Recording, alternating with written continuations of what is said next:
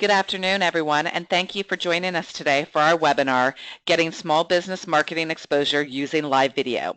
Today's webinar is one of our Virginia SBDC's educational offerings and is part of our ongoing webinar series, Google and Beyond Marketing and Managing on the Web.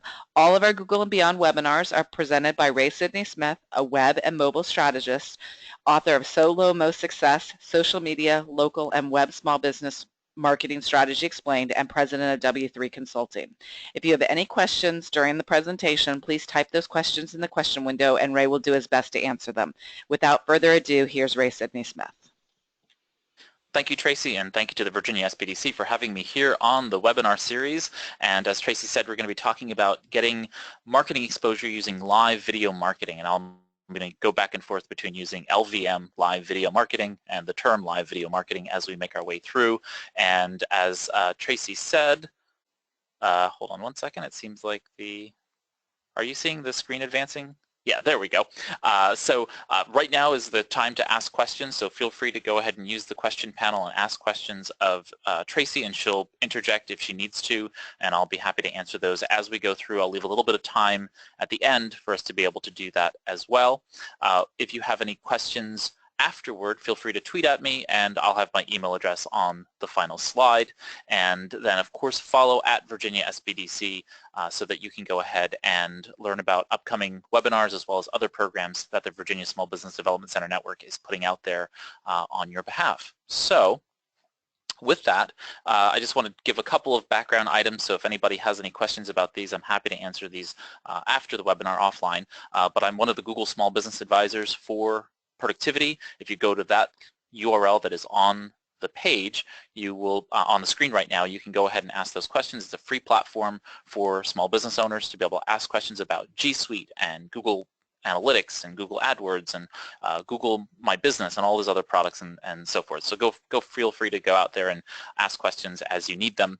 Another resource is that I'm an Evernote certified consultant, so if you have questions about Evernote, the note-taking application, I'm happy to, of course, help out there. And finally, I'm a Hootsuite Global Brand Ambassador. So if you guys have questions about social media and the social media dashboard Hootsuite, feel free to reach out to me and I'm happy to answer those questions as well. So with that, today's agenda is really to talk about live video marketing, or LVM. We're going to talk about the tools and skills necessary for getting yourself up and running in that capacity. We'll then determine if live video marketing is really right for your business. We'll talk about some of the things that really make or break LVM for a business, right? We want to, if it's right for you, it's right for you. If it's not, it's really not.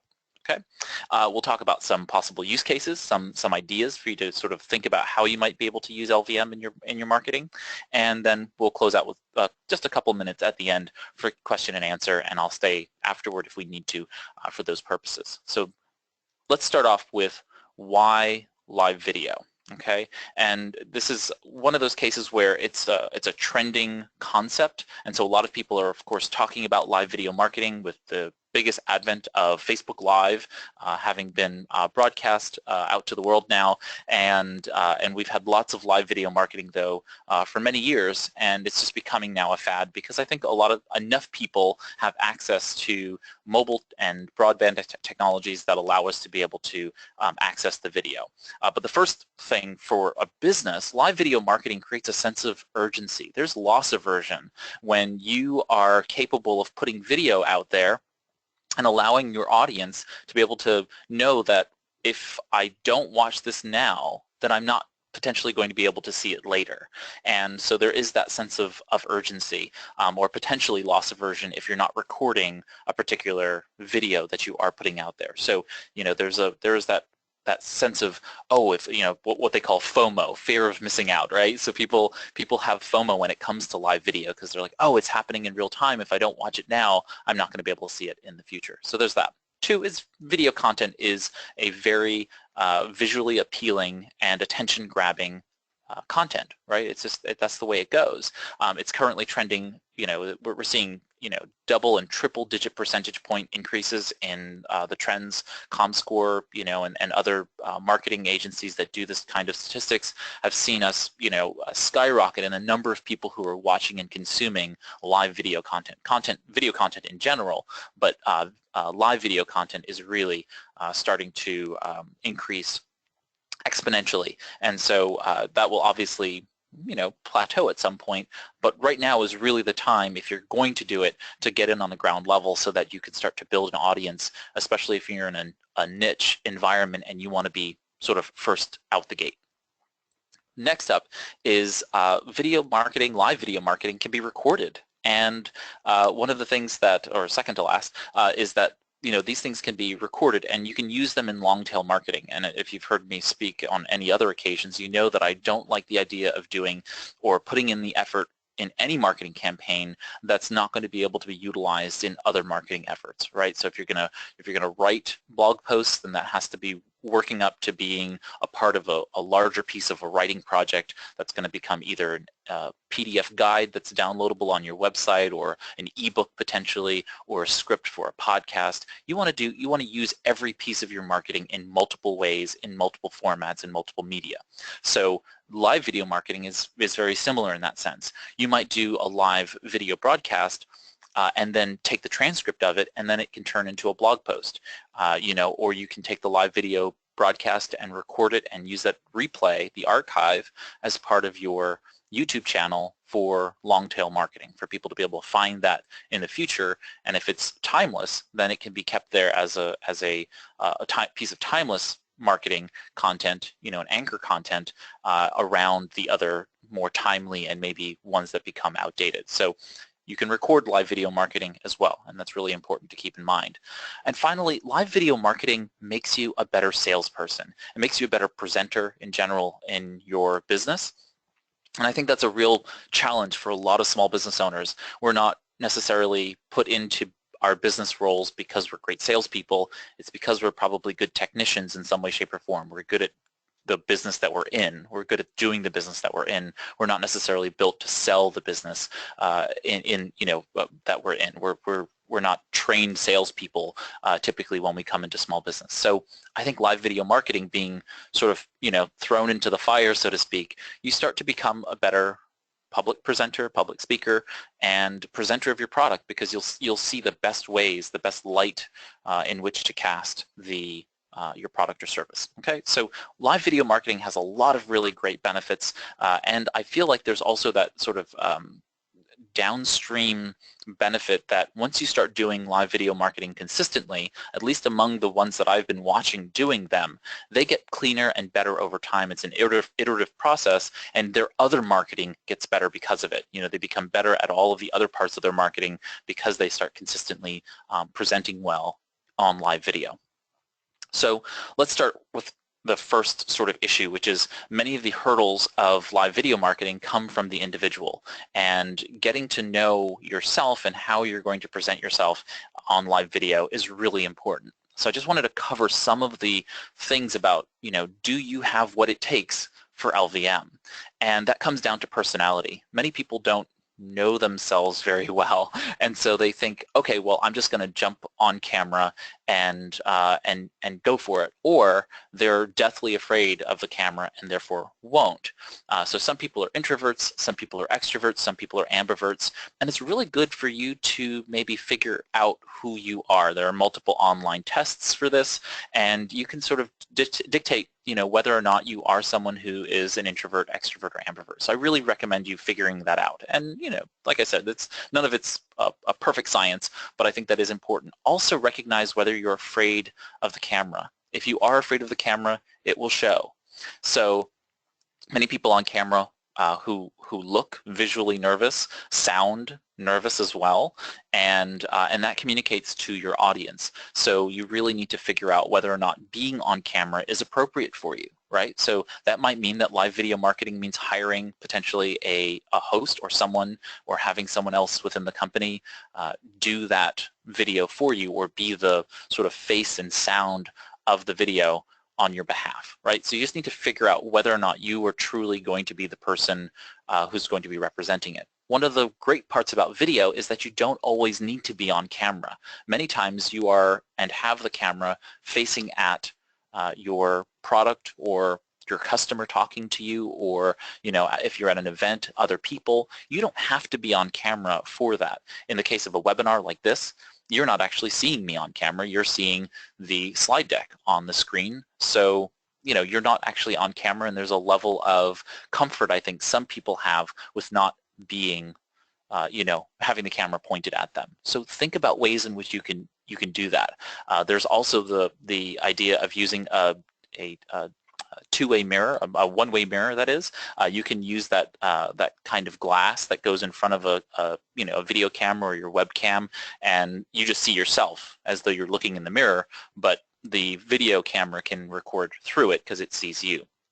So there are ways that you can deal with severe shyness or introversion and those kinds of things, but really knowing that you have that problem out the gate allows you to be able to recognize and create solutions instead of trying to start doing all of this and not recognizing the real reason why you're fumbling or not doing it and procrastinating and creating all kinds of barriers and to getting to launching that first video. Just recognize that there's probably a reason why you're afraid of it and try to create a solution that works around it. You're going to do it, you're going to be on camera, you're going to do some kind of screen recording or never be on camera, right? You're always going to point it at someone else or something else, or you're going to have someone step in and act as a host or be the voice of the live video, okay? Next up is, are you a natural public speaker or do you need to work at it, okay? For most people, you need some level of training to do this kind of live video marketing. Most people don't naturally come to being able to present live. There are a host of technical problems that can happen. They happen here on this webinar on occasion, right? You're doing a software demo or you're doing something else, and something's going to happen. The video is going to go out. The audio is potentially going to have a problem because of broadband issues. You're going to come into contact with a lot of problems with live video, and the thing about live video is that there's not as high a bar when you're doing this on Facebook or YouTube, one of the other platforms that I'm going to be talking about, so you don't need to worry so much about it. What you really need to do is to learn how to reduce your threshold for freaking out, right? And we all do it. I every time I start a webinar beforehand, or I'm anxious because you're worried about all of the various pieces. You follow your checklist, you make sure that you do all the things that you believe are going to be right, but at the end of the day, you're at the mercy of technology. And when technology goes wrong, you have to lean back on your public speaking skills to know that that's something that just happens, and you roll with the punches, okay? And so there are media training and executive training folks who just with a couple of hours with them can really bring you from being a novice and to fumble over your words and to not know how to really present when things go wrong, and when they're going really well. I mean, if you're in an ideal environment and you're capable of presenting well, go for it. But also just dealing with that fact that in live video, you're going to have broadcasts dip, and I've watched a lot of live video recently in preparation for this webinar, and you can see all kinds of problems. People have all kinds of issues, including audience members who have issues on their side, so they're having problems and expressing that in the video, and the presenter, the host of the video, just needs to be gracious and apologetic, even though it's not their problem or their fault. They just want to be understanding of the fact that other people have technology issues when all of this is happening, and everybody will go on. So just know what you're going to need to do in terms of presenting well and the preparation involved. And that brings me sort of to my next point, which is, are you going to be doing a scripted live video presentation, or you're going to do it extemporaneous, have a set of notes and practice those, the notes, or have an understanding of the background of what you're going to be talking about, or are you going to be facilitating a conversation? And that's a very different set of skills. And so going back to the, sort of the training that's necessary, you need to go back and sort of think about how you're going to be doing all of this. I would not recommend doing live video with a script unless you are really, really good, okay? So, journalists, anchors, on the news, they are used to having that kind of scripted, sort of discussion with the camera. It's a very difficult thing to do. You're going to need a teleprompter and all kinds of other, technology that helps you and facilitates making that happen. And it's usually just, it doesn't seem authentic. So I wouldn't recommend it, but it is one option that you have if you're the only person who's going to be able to do live video marketing and you're deathly afraid of the camera. You can do something that's scripted, and that allows you to be able to rest knowing that you're going to get the substance across without freezing on camera or not being able to get that message across. Sometimes it's good to have maybe a scripted opening so that the first set of things that you say are written down and you're capable of reading those and then moving on, so that you reduce your immediate response and your nerves sort of rest, and then you can go into something that's a little bit more extemporaneous. And so all of my presentations are extemporaneous. I never write out all of the words I'm going to say in a presentation. It doesn't make any sense. I highly research a topic, or I know the topic really well, and then I'm going to follow my outline and speak on those points. And that's how I present. And for the most part, people do and respond better to that in a live video environment, okay? So extemporaneous is going to be what most people do, but don't feel bad about scripting out parts of it, especially if it's highly technical information and you don't want to get it wrong, okay? Finally, facilitating.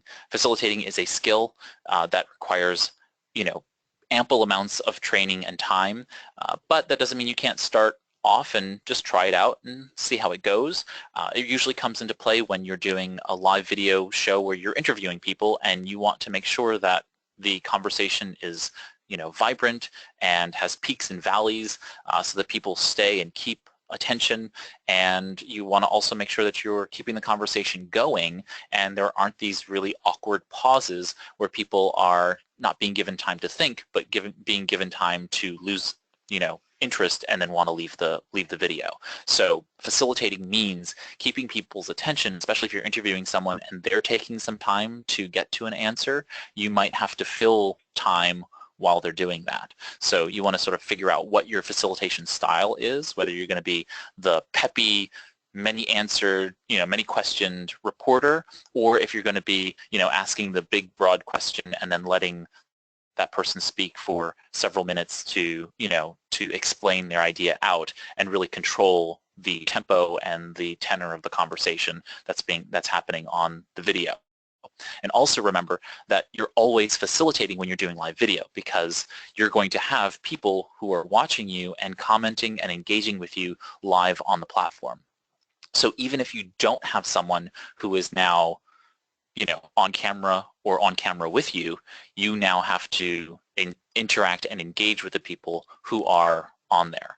So that comes to my second point, which is even if you are the face and voice and host of live video marketing, you also need to have potentially one to several other people who can man the comment section or deal with that while it's happening, right? So the camera's on you and you're capable of presenting and making your way through and paying attention to the comments, but you might actually have an additional person who has a mirror of your screen so that they can then go ahead and be, responding and, doing that kind of thing with your audience, depending upon the platform. Okay, so first and foremost, just know your personality, know what and how you're going to best bring that across, and that comes down to knowing your products and services well, and whether or not you can show somebody how to do that on camera for you. Okay, next up, we're going to talk about tools, and what I really mean by that is the platform, your software and hardware that's going to be necessary for each of those. And I'm going to spend a bit of time here going through these because I think it's important for most people to know how this all really operates, okay? So we're going to start off with platforms. There are several different platforms that are out there. There are many big platforms. I'm only going to be focusing on just the few that are owned by the big major conglomerates, that is Facebook, Google, and maybe just a couple of others like Amazon. I'm not going to get highly into the Amazon one because it's a completely different animal, and unless somebody in here is in the gaming industry and has a lot of gaming apps,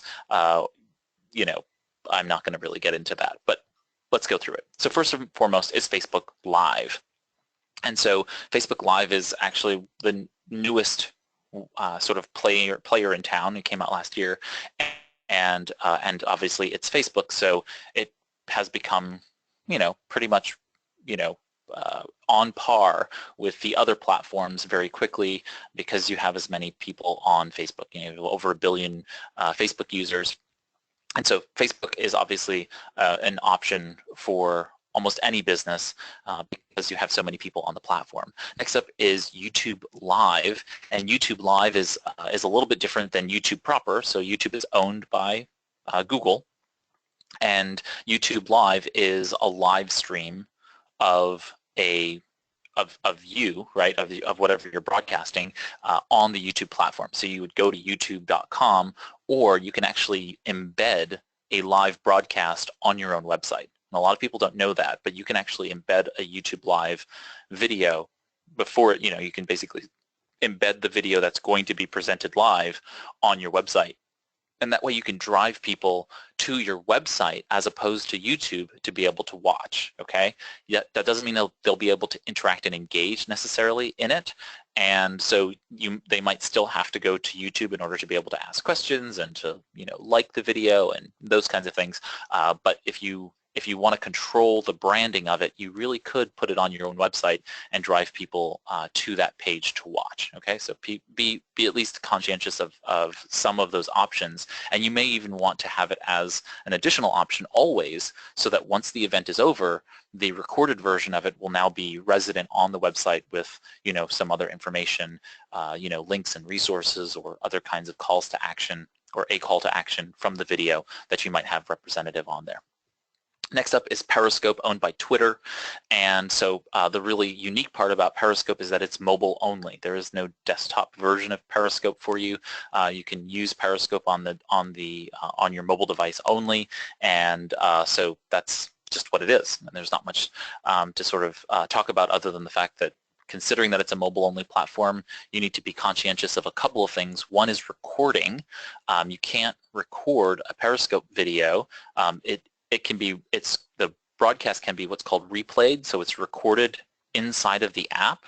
But if you wanted to upload that, say, to YouTube or to Facebook or some other platform for putting on your Facebook page or putting on your YouTube channel or whatever, you actually have to use outside tools to be able to do that. So just as an inside sort of piece, if you have an iOS device, you can in the most recent editions, I think the last 3 editions of OS X, Mac OS X, you can connect your iOS device, whether it's an iPod Touch and an iPad or an iPhone, you can physically connect it to the Mac OS device, your laptop or computer, and use QuickTime Player. Okay, so you use QuickTime Player to be able to record the screen and audio from your iOS device.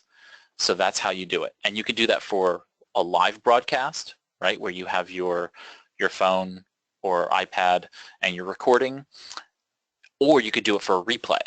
Okay, so you can record it after the fact. So that comes into account when you are using Periscope and you're like live at an event and you can't be tethered to a computer at that moment to be recording.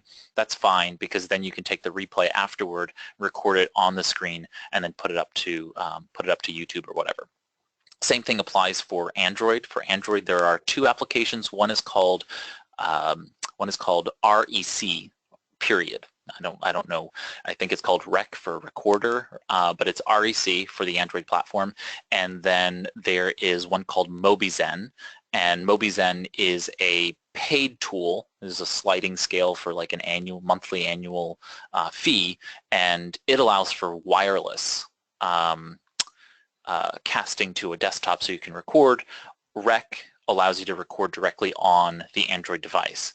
Now, if you're going to do this with an Android phone with Periscope, the difficulty there is that your phone or tablet needs to have a fairly strong processor and quite a bit of RAM, so that you're capable, RAM and ROM, basically short-term and long-term memory, so that it's able to be broadcasting live, with a strong broadband or wireless connection, but then also being able to save all of that data on the fly without basically, failing while that happens. So just beware of some of the pitfalls of doing a live broadcast with that, but it can be done.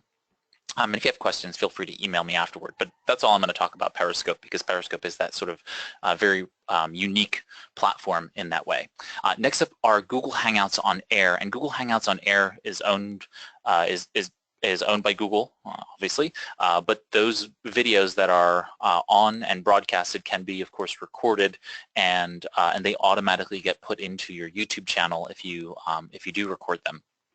And so the Google Hangouts on Air are great for interview, panel discussion, those kinds of situations where you want to have multiple people, whether they be on a desktop or a mobile device, together and presenting material together. So you can present screen as well as, the faces, or, sort of the bobblehead, talking head types of panel discussions, okay? So it's really helpful to be able to have Google Hangouts on Air, and so far, as I've said, all of these are free. I didn't say that, but I'm saying it now. They're all free. So that's actually really, huge, barrier to entry for a lot of these other paid platforms that would require it. All of these are free.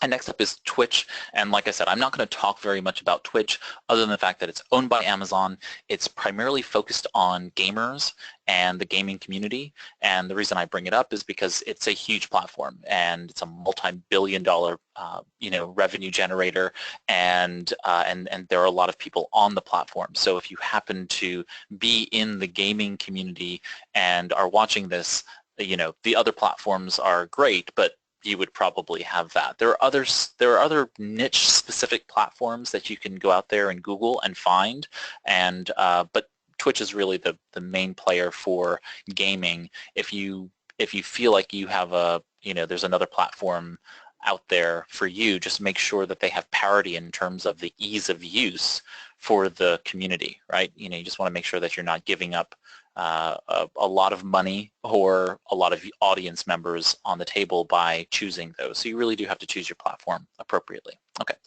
next up is the software, and I'm going to go platform by platform that I've chosen to go over for today. And the first one is going to be the software you're going to need for Facebook Live. And Facebook Live is the platform on Facebook, and so the first thing you're going to need is a Facebook account. And for you as a business, you're then going to need to create a Facebook page, okay? So you're not going to be using the Facebook account other than to log in and access your Facebook page, which will then give you the option to start a live stream, okay? And you can live stream from your Facebook account, your personal Facebook account, but one would presume you want to be broadcasting on behalf of your business, so you're going to use your Facebook page in order to be able to do that.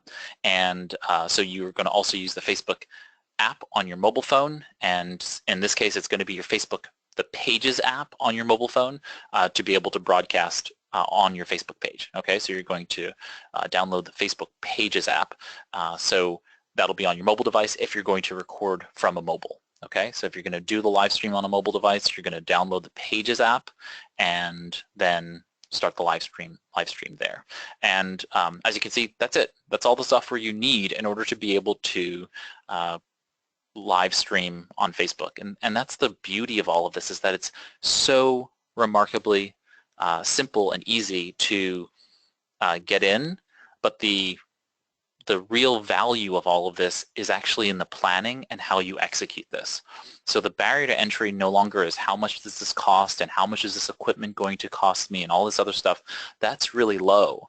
The real value, the real challenge here is in creating strong value that you can then present to your audience, okay? And this is not just the people who you know, but the people who you potentially are, who are going to serendipitously discover you through doing these live events. And I'll explain that a little bit later. Okay, next up is the software for YouTube Live. So YouTube Live has a wider variety of software because of it's the Google platform, but I'm just going to talk about the couple pieces of software that are critical for it.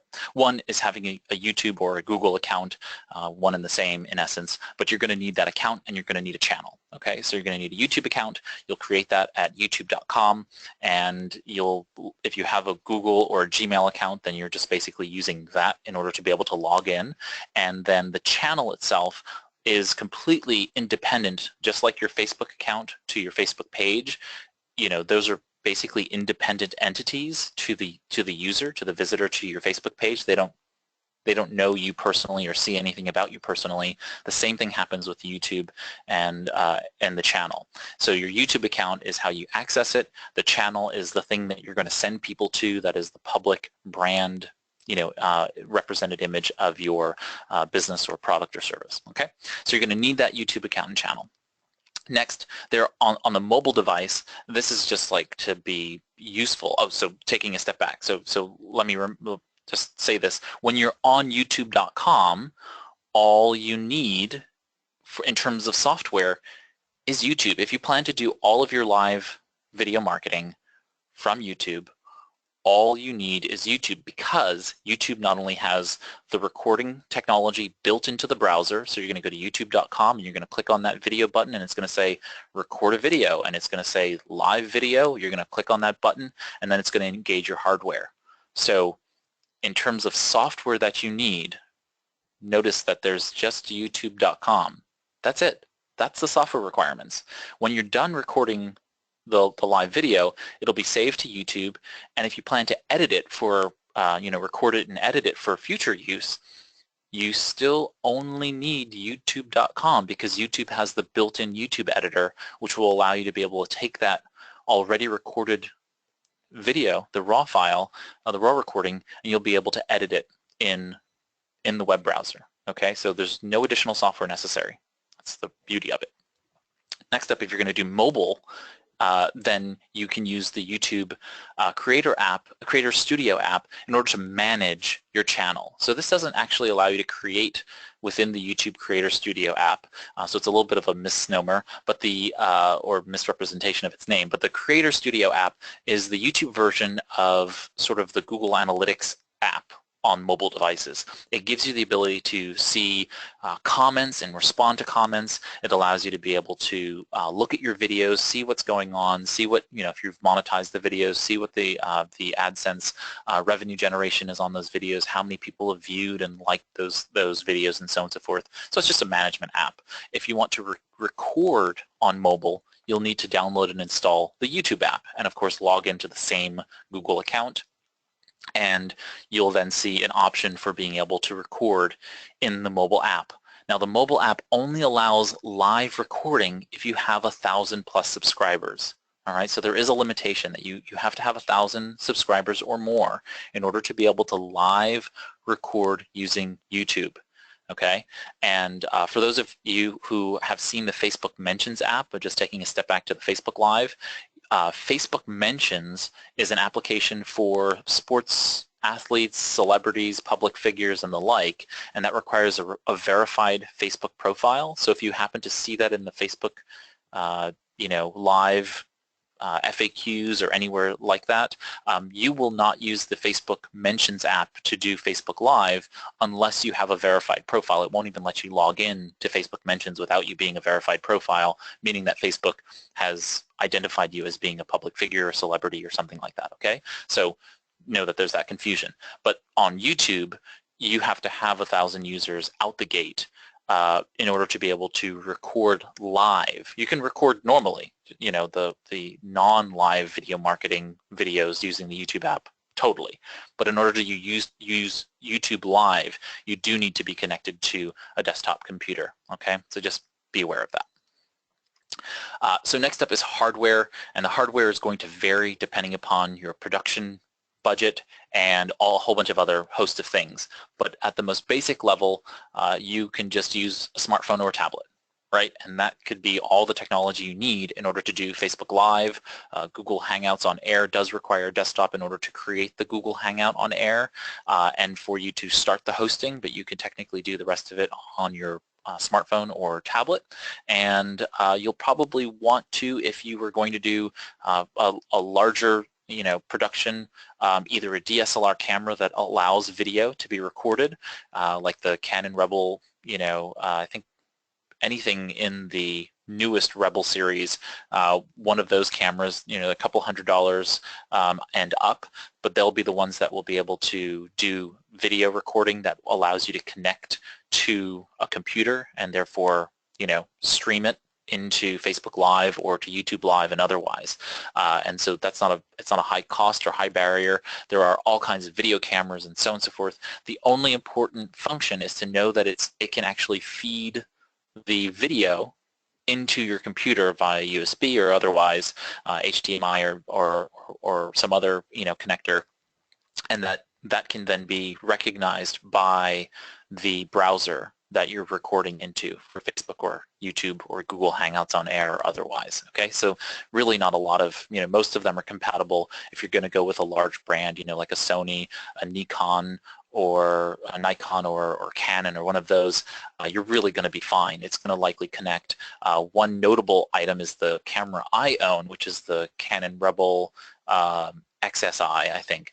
It has video, but it does not connect to a computer. It has no functionality for being able to live record on a computer. So it's literally only for offline recording or offline photography. And it's just a limitation of that specific model. I think all the ones after that actually do, but don't hold me to it. Make sure that you talk to the sales representative that you speak with when you go to buy the camera, and make sure that it actually does connect to your computer and can do that kind of live streaming. So that's that. You can just use a webcam, right? So there are all kinds of really great webcams.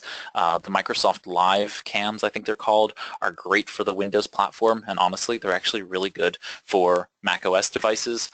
I actually use an HD Microsoft Live cam for Life, L-I-F-E, Life cam for recording all kinds of things, and it provides a really great, not only visual, pixel quality, but also really great audio. It actually does really great audio directly built into the webcam. So you can use that. You can obviously go with one of the Logitech C-Series webcams. Those will do the job as well for you.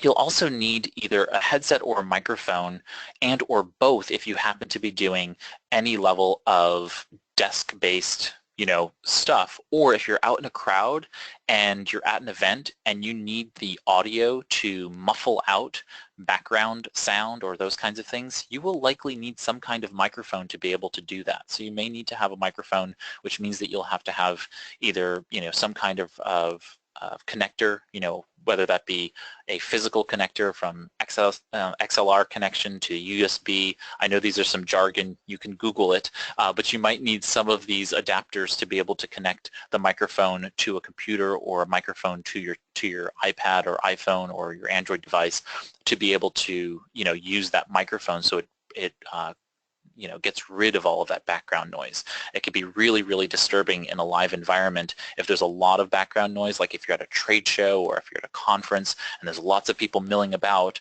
or you're outdoors and there's lots of background, sounds of cars going by and things of that nature. That can really make the audio inaudible. It could be, basically unrecognizable what the speaker is saying, and that makes it quite useless, to the person watching. And then you'll get lots of negative comments because people, not negative comments about you, but just negative comments that is, I can't hear what's going on, that kind of thing.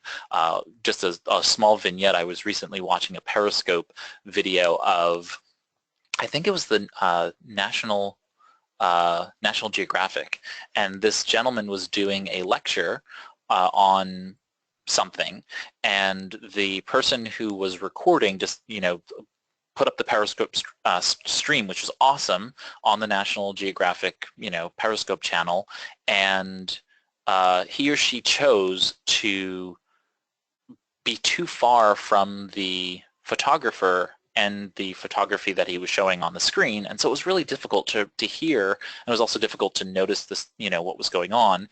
Thankfully, all of us who were watching were able to comment and say, by the way, we can't hear, we can't see, and that helped the person who was recording then readjust his or her phone to get closer to the screen and closer to the speaker, so that we were able to then watch the content and get value out of the content, because we weren't getting that value in the way it was placed.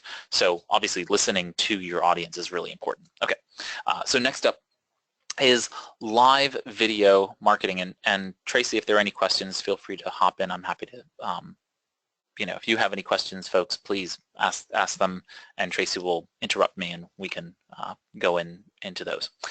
So next up is really deciding, is live video marketing right for your business? And there are a number of different reasons why LVM is good for you or not. The first thing that businesses tend to do is they want to jump right into live video marketing, and it's probably not right for your business if you can't answer yes to this, which is, do you have a brand or web presence that's been established already? If you don't have one already, it is not likely a good idea that you just jump into live video marketing. You should be able to have a website. You should be able to have, some representative of decisions on what your brand is. Are you your brand? Do you have a distinct corporate identity? And what is that corporate identity? And what's the brand message, right? What is that conversation that you want to have ongoing with every past, present, and future buyer, customer, client, okay? And you really need to set up what that looks like. You have to have a website. You have to be able to, know what your social strategy is going to be, what your email strategy is going to be, and so on and so forth, so that you have a closed system for being able to sell to your clients, to your potential customers, okay? If you don't know that, then you need to go back to the drawing board and sort of figure out those fundamentals, because live video marketing is really fun and really great, and you can build an audience, and all of that can be a lot of fun, but it'll just be spinning your wheels because it's not going to actually make you business. It's not going to make you money. And you're in business, I'm presuming, to make money, right? Whether that's to take care of your family, to help your community, or just for the fun and love of making money. I have no problem with that. But you're not going to if you don't have a brand or web presence established. Okay, so you need to do some of that infrastructure work before you do that. Okay, so you have to have that in place. Otherwise, it just ends up being, a lot of really fun, kitschy content, and then it's just like cat videos. There's no value to watching those cat videos other than your pure entertainment, but you're not buying from a cat. So you're not going to make money. Next is your audience receptive to live video? So this comes down to the fact that if you have a very elderly population or very mature population that is not going to be watching a lot of live video, maybe they watch YouTube, but they might not even know how to see or watch live video. If your audience are children, babies, that's not going to be, or parents of children, your content is going to have to be geared toward the appropriate audience. And are they going to be really receptive or have the time when you would be able to record to then be able to watch it, okay?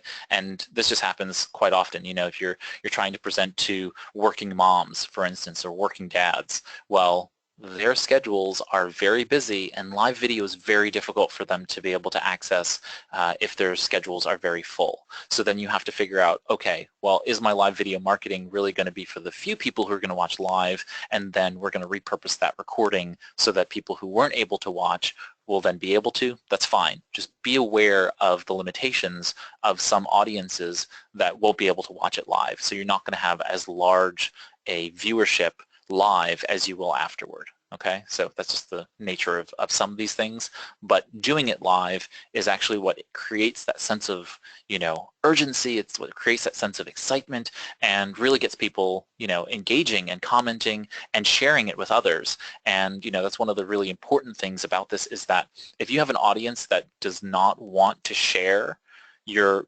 content, especially when you're in the live video, you want to be telling people, hey, if this content's really great for you, you should tell other people, especially on Facebook, where the live video event that's happening is just a button away from sharing. You can share that out to your people and say, hey, I'm watching this as a consumer. You're watching this video. This is really interesting. You can hit share, and now you can share that to your entire group of friends and family, to let them know to come now watch this live video with you. So you really need to make sure your audience is receptive to that, and they're that's just kind of what it is. I would imagine that if you are an OBGYN or someone who deals with other kinds of sensitive parts, so to speak, or if you deal with issues that are legally challenging or politically challenging, those are going to be more difficult things to do live events for, without them being just generally how-to or that kind of material that's not working or interacting with a client. You don't want to be doing a medical exam on someone without them, one, giving you permission and being comfortable with that kind of thing. So there are going to be audiences where that's just not going to be practical. You're going to have to then think creatively about whether or not live video is going to work in certain circumstances. And you'll have to use your judgment and obviously, the law to stay within the boundaries of what's going to be successful for you, but also then just practicality. Is your audience going to like what you're talking about? Next is, do you have actually something of value to present live? And for some people, they really just have to be either really creative or you don't. If your business is not something that people are generally really excited about and want to, I use the example frequently of estate planning attorneys, right? These are things that everybody needs. They need a will. They need a living will or some kind of advanced medical directive, and they need a general durable power of attorney, or there's other kinds of legal documents that estate attorneys always talk about. But people are fearful of death. They don't want to think about their mortality, and so they avoid the topic. And I would imagine there are not many estate planning attorneys that would get a lot of live viewership talking about taxes, estate tax and trusts and those kinds of things, because the topic really is just a little bit banal, a little bit mundane, and so they would have to be much more creative about maybe doing something else to market their business in live video marketing than talking about what they're doing. It's just really not. It's just not a fun topic, right? So you're going to have to find some other creative way to be able to present your business, but presenting live things of value probably is not going to be that entertaining. Just keep that in mind. And finally, does LVM expand your geographic market? And I say that if it does, if it's possible that it will, say that you have a retail store, in Stanton, Virginia, and you can sell to anyone in the country or the world, but you want to be able to broaden your horizons, then live video marketing is actually a really great tool and function that you should take advantage of. Okay, so if it's going to expand your geographic market, I say yes, because there's discovery opportunities that I haven't spoken about, but I'll just briefly say, in and on Facebook Live, as well as on YouTube and such, you can actually search and filter for things that are happening live, and that's what people do. They're like, oh, is there something live that's happening? And therefore, you go ahead and check it out. Two really great examples of this is now a defunct, it's been deprecated, but Huffington Post, they had something called Huffington Post Live, where they did regular, it was like 12 hours a day of Google Hangouts on air, that they did interviews with all kinds of people and breaking news events, and it was all happening live. And really remarkable to watch, just like literally just watch the, just a couple of the top most popular Huffington Post Live videos, and you can see the sense of authenticity and the rawness of, some celebrities, some journalists on at Huffington Post and otherwise, and the experience of being able to watch something like that happening. It is an absolute, sociological or anthropological gold mine in live video marketing. So really, I highly recommend you check out the Huffington Post Live archive on YouTube. And then the other is a program or channel called RSA, and RSA does live talks, basically live presentations of many different scholars and theoreticians and that kind of thing, and they do all of theirs are live. So they're recording live and they're presenting live, and it's got a great draw of people who want to hear these people speak and understand, issues that are timely and some timeless. And so really pay attention to the fact that you can have a huge geographic imprint by being able to give people the opportunity to serendipitously discover your content by the very nature that you are doing it live. Okay, so the platforms themselves are surfacing those things to people who are interested in live content. Okay, so now I'm just going to spend the latter part of our time together talking about some of the use cases. Again, if you have questions, feel free to poke in and I'm happy to answer those. So some use cases, and I'm going to give you some sort of guidelines as I talk about the use cases for live video marketing. So one of the things that you have to think about is first video format.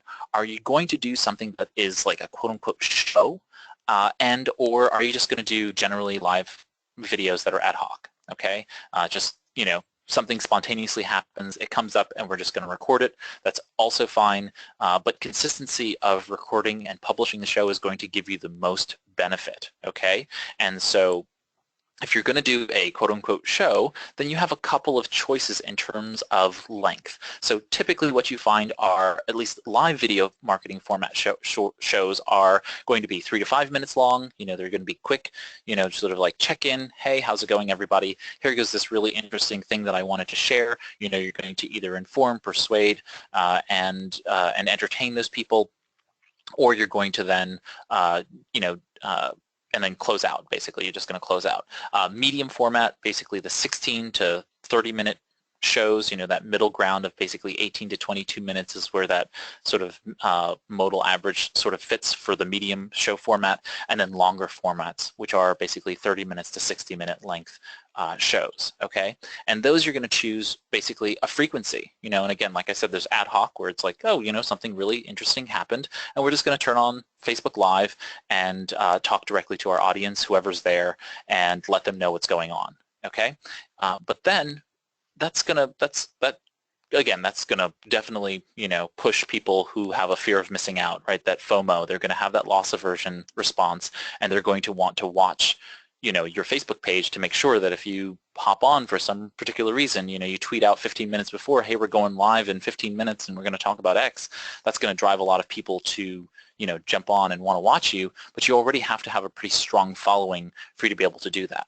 Having a regular show, whether that be a daily, weekly, or monthly show, means that people know when to anticipate it, and that means they can actually, plan to be there, as opposed to it being serendipitously, occurring and they happen to have time at that moment to watch you. You really do want them to be able to say, oh, okay, on Tuesday I'm going to show up for this event online. I'm going to log in and be able to watch it, okay? So I generally like something that's going to be a daily, weekly, or monthly show where you're going to have that level of planned frequency, okay? So you make those choices. Now, if you do decide to do something that's a weekly show, so that's the typical thing. I'm going to do a weekly show and we're going to record it and then put it on our YouTube channel afterward, and that way we have lots of really fun engagement, and if anybody missed it, they can watch it afterward, which is very similar to these webinars, right? You're watching this live now, if you're watching it live, and if you missed it, you can go back and watch it in the archive version, and or if you watched it live and you missed something and you didn't understand it, you want to go back and listen to it again, you can listen to a part of it later, right? You can do those kinds of things and plan for it. Even if you do that, there is still a huge opportunity to do ad hoc live video marketing, okay? Which is, if something exciting happens and you just want to share it right at that moment, feel free to. There's nothing stopping you from adding an additional, inserted ad hoc video in and among the recorded, planned frequencies, okay? So don't think that you're stuck only recording on that time and day because that's what the schedule is. If something really cool and exciting happens about your business or about your business, or in your business or about your business, go for it, okay?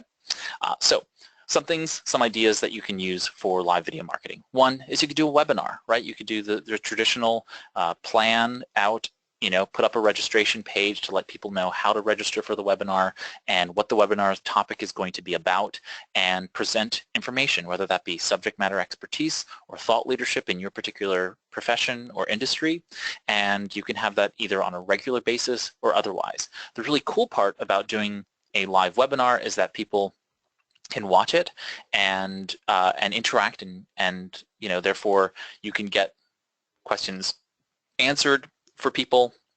And typically people bring up questions and answers that you might not have thought about answering in a webinar, but thankfully to the person who's watching along with those other people, there's sort of the wisdom of the crowd, right?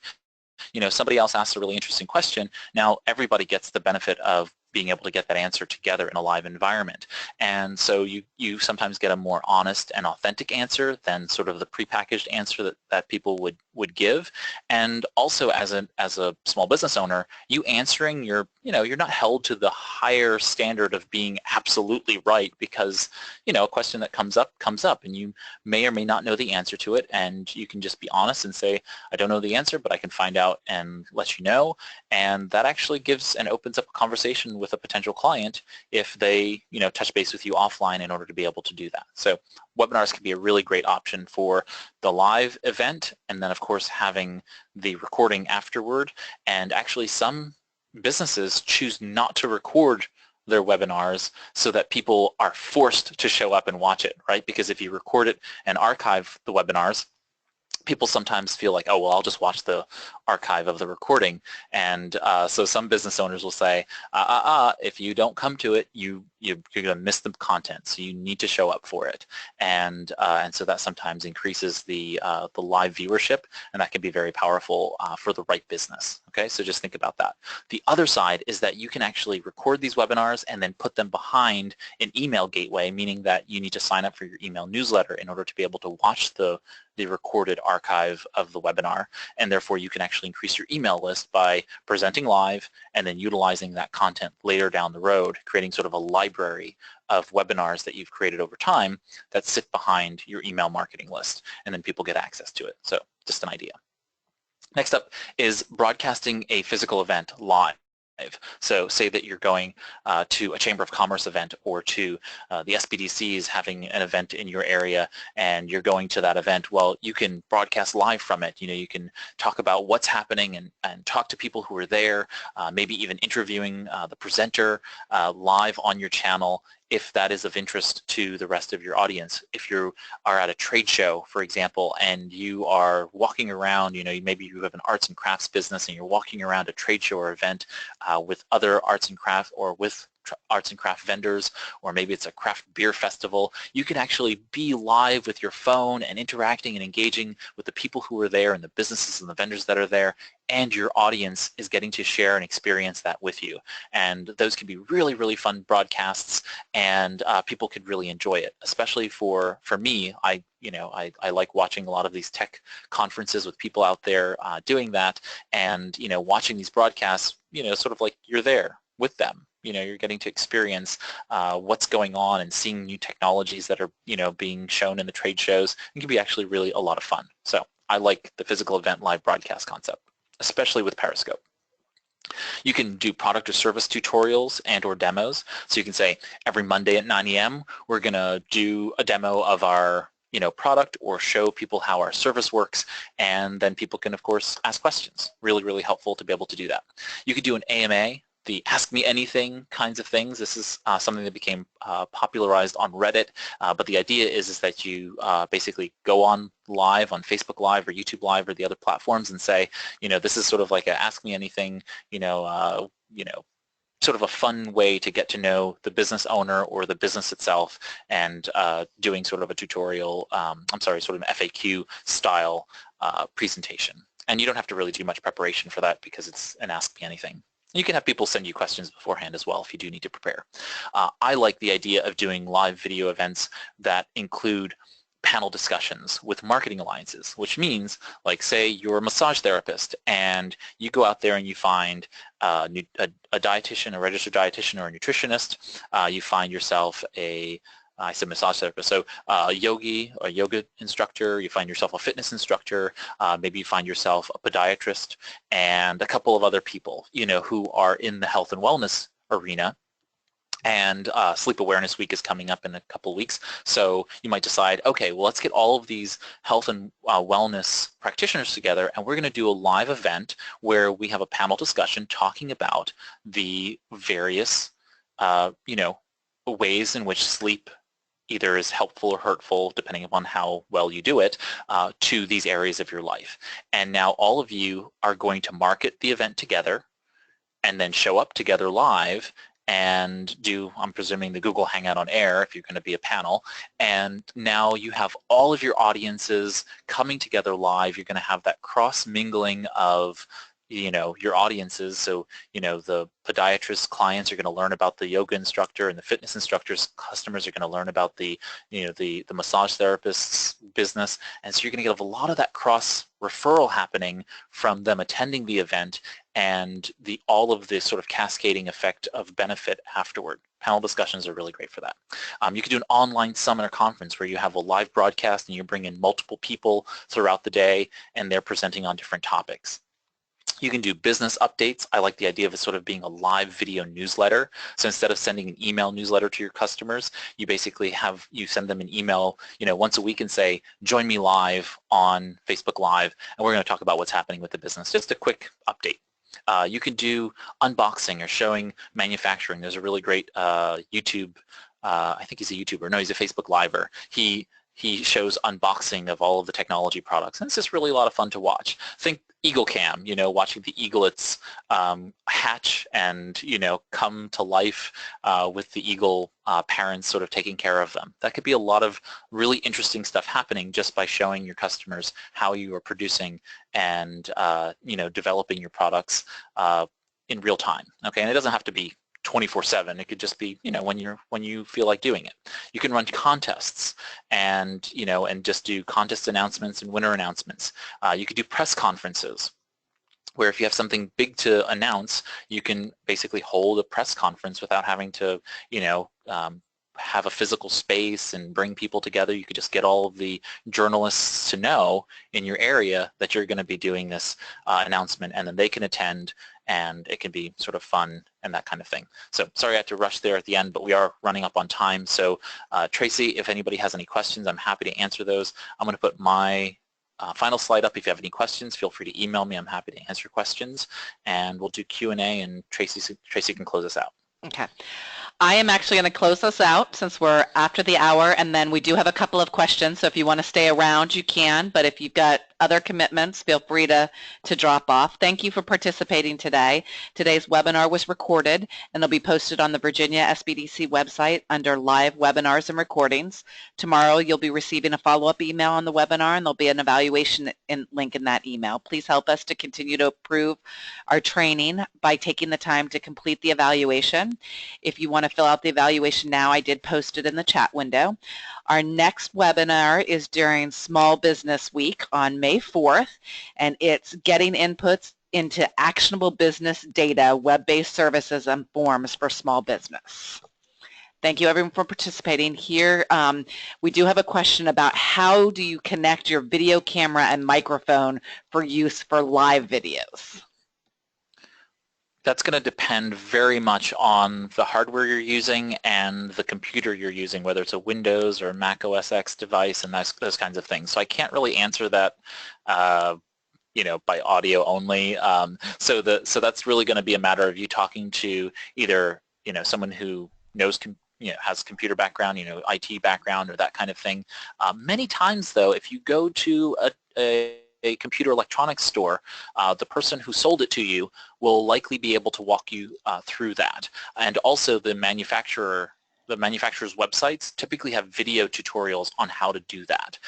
As well, YouTube within the Creator Studio arena and Facebook Live, they do have their own tutorials as well, and they actually have their own forums where you can ask. And so you can say, hey, I have this video camera, and I have this computer and operating system, how do I make them work together? And they'll answer those questions in the forums, okay?